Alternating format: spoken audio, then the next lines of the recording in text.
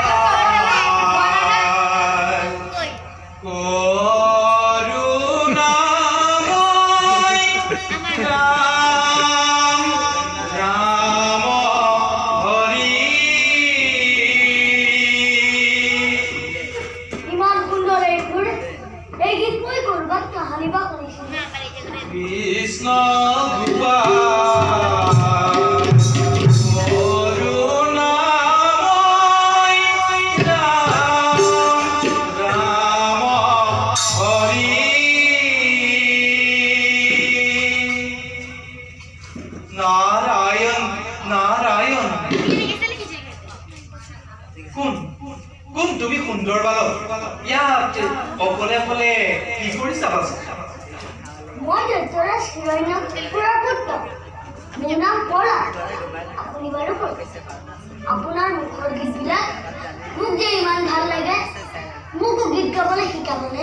নাৰায়ণ নাৰায়ণ বাচা প্ৰহ্লাদ, গীত গাই ফুৰে আমাৰ দৰে সন্যাসী পথিকেহে। আৰু তুমি কৈছা ত্ৰিভুৱন বিজয়ীবীৰ দৈত্যৰাজ হিৰণ্যকশিপুৰ পুত্ৰ। তোমাৰ পৰিণাম লোৱাৰ আৱশ্যক ক'ত বাচা? বেজাৰ ল'ৰা হ'লে ভাল গীত গালে বেয়া বুলি আপোনাক কোনে ক'লে? নাৰায়ণ নাৰায়ণ, এই ৰজাৰ ল'ৰাই পৰিণাম ল'ব পাৰে, কিন্তু বাচা তোমাৰ পিতৃ হিৰণ্যকশিপু শত্ৰুৰ মহাশত্ৰু শৰীৰ।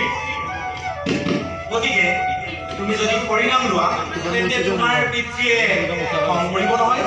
মোৰ পিতৃয়ে ঈশ্বৰৰ শত্ৰু বুলি ভাবিছে নেকি? তেওঁ জানো একেজন ঈশ্বৰৰ স্বজন কৰা নাই?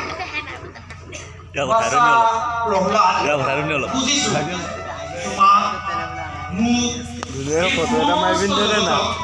একেজন ঈশ্বৰে সৃষ্টি কৰিছে, কিন্তু তোমাৰ পিতৃয়ে এই কথাষাৰ কেতিয়াও মানিব নোৱাৰে। আৰু হৰিৰ নাম শুনাৰ লগে লগে তেওঁ খঙত উন্মাদ হৈ পৰে। তাৰ বাবে আপুনি চিন্তা নকৰিব। মই মোৰ পিতৃক এই কথা ক'ম। তেওঁ মোৰ কথা নিশ্চয় শুনিব, কাৰণ তেওঁ মোক বৰ মৰম কৰে। বুজিছো বুজিছো বাচা প্ৰহ্লাদ, তুমি যদি চেষ্টা কৰা তোমাৰ পিতৃক তুমি বুজাব পাৰিবা। বাৰু ব'লা আমি এতিয়া সমুদ্ৰ তীৰত বহি তোমাক হৰিনাম কেইটামান শিকাই দিম। হৰি নামে হৰি নামে হৰি নামে হাৰো হৰি নামে কৰি আছে